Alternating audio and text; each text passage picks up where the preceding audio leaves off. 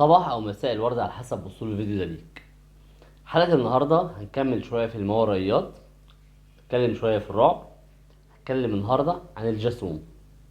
قبل ما اتكلم عن الجاسوم عايز اتكلم معاك الاول كده واسألك سؤال. عمرك في مرة صحيت من النوم لقيت نفسك عاجز تماما عن الحركة، مش قادر تتحكم في اي عضلة من عضلات جسمك، مش قادر حتى تصرخ او تقول اي حاجة؟ انت صاحي واعي شايف كل اللي حواليك بس مش قادر حتى تستندك بأي حد. انت شايف حد جاي من بعيد، ملامحه مش باينة كده، ملامحه بدأت تبان، شكل مرعب، وقف على صدرك، انت مش قادر تاخد نفسك، قمت من النوم. مرحبا، انت مع الجاسوم. قبل ما نتكلم النهاردة ايه هو الجاسوم واسبابه، ناخد شوية معلومات عنه. اولا ان 50 ل 80% على مستوى العالم بيتعرضوا لرؤية الجاسوم ولو مرة واحدة في العمر، وفي ناس للأسف بيتعرضوا له لأكتر من مرة في الشهر، ممكن توصل لمرة كل أسبوع. وده بيبقى ليه أسباب طبية وأسباب نفسية كتيرة أوي. اسمه العلمي سليب بارالايز، يعني شلل النوم. اتكلم عنه ابن سينا في كتاب قانون الطب، وقال عنه ان اللي بيتعرض لسوم بيحس ان هو عنده شلل تام في جميع اعضائه، وبيحس ان هو مش قادر يتنفس وان في حاجة واقفة على صدره، ولو فضل اكتر من كذا دقيقة على الوضع دهوت ممكن يموت لان مسامه بتتسد. اسباب حدوثه الطبية قبل اسباب حدوثه لاسباب تانية. اسباب حدوثه الطبية ان الانسان لما بيخش لمراحل النوم بيتكون لمرحلتين. مرحلة اسمها نون ريم، ودي بيكون فيها 75% من وقت النوم، وهنا بيكون حركة العين بطيئة. المرحلة التانية اللي اسمها ريم، اللي هي اسمها رابيد ايز، مش فاكر اسمها رابيد ايز ايه، بس بيكون حركة العين فيها سريعة جدا، وهنا بيكون مرحلة الأحلام، وهنا بيكون 25% من إجمالي النوم. في المرحلة دي المخ بيطلع إشارات لجميع أعضاء الجسم إنها ما تتحركش وما تتفاعلش مع أي حاجة علشان ما تتفاعلش مع الحلم. يعني لو مثلا واحد بيحلم إن هو بيتخانق أو واحد بيحلم بإن هو بيضرب ناس، عضلات جسمه وحركات جسمه ما تتفاعلش مع الحلم ويبدأ يضرب في اللي جنبه. واحد بيحلم ان هو بيطير او بينط من البلكونه ما يقومش ينط من الشباك. علشان كده المخ بيكون باعت اشاره للجسم كله ان هو بيكون في حاله ثبات، مفيش اي حاجه بتتحرك في الجسم غير الحجاب الحاجز عشان يتنفس وعضله العين. وهنا بتكون المشكله، لان في اللقطه دي بيجي الجاسوم.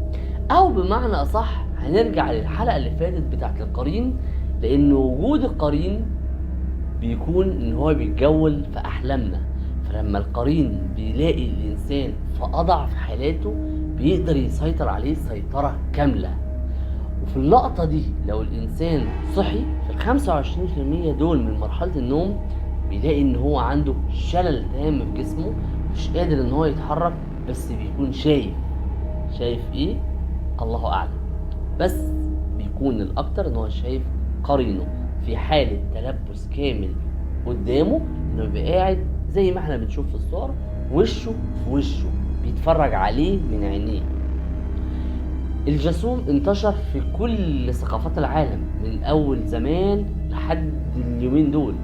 طلع من 2400 سنة في عند السامريين على اسم إلهة اسمها ليليتو، ودي صنفوها انها إلهة بشعة جدا، قبيحة جدا، بتيجي تعاقب الناس بانها تحبس ارواحها داخل اجسامها ووقوفها ليهم على صدرهم وتمنع نفسهم، وقد يصل الامر انها بتقتلهم.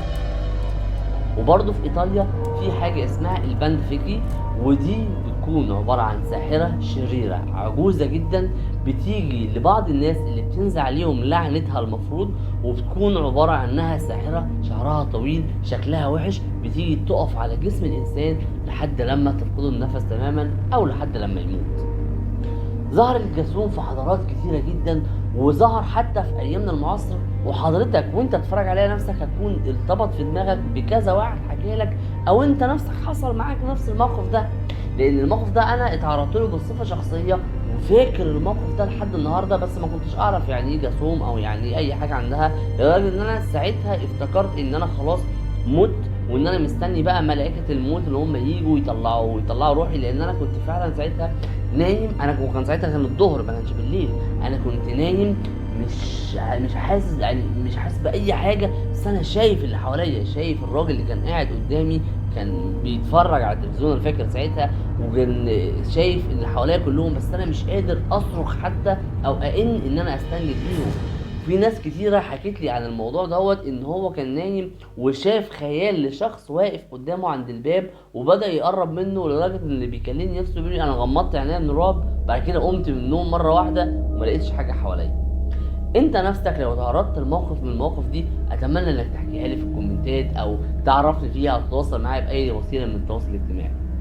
بس قبل ما ننهي الحلقة بتاعت النهاردة، أنا أحب أشكر الأول البطل مهاب شريف، بطل مصر في القدرات الخاصة، لحصوله على المركز الأول في تصنيع أول روبوتكس ستار كار، وده اللي بيكون لمساعدة المكفوفين، ونتمنى له الفوز على قطر والمغرب في الأيام الجاية. وبكده نكون وصلنا لنهاية الحلقة، وبشكركم جدا جدا جدا على الكومنتات الجميلة، ولو احتجتوا نتكلم في أي موضوع من المواضيع دي أنا هكون مستنيك في الكومنتات. وبس كده يا سيدي، أشوفكم دايما على خير. سلام.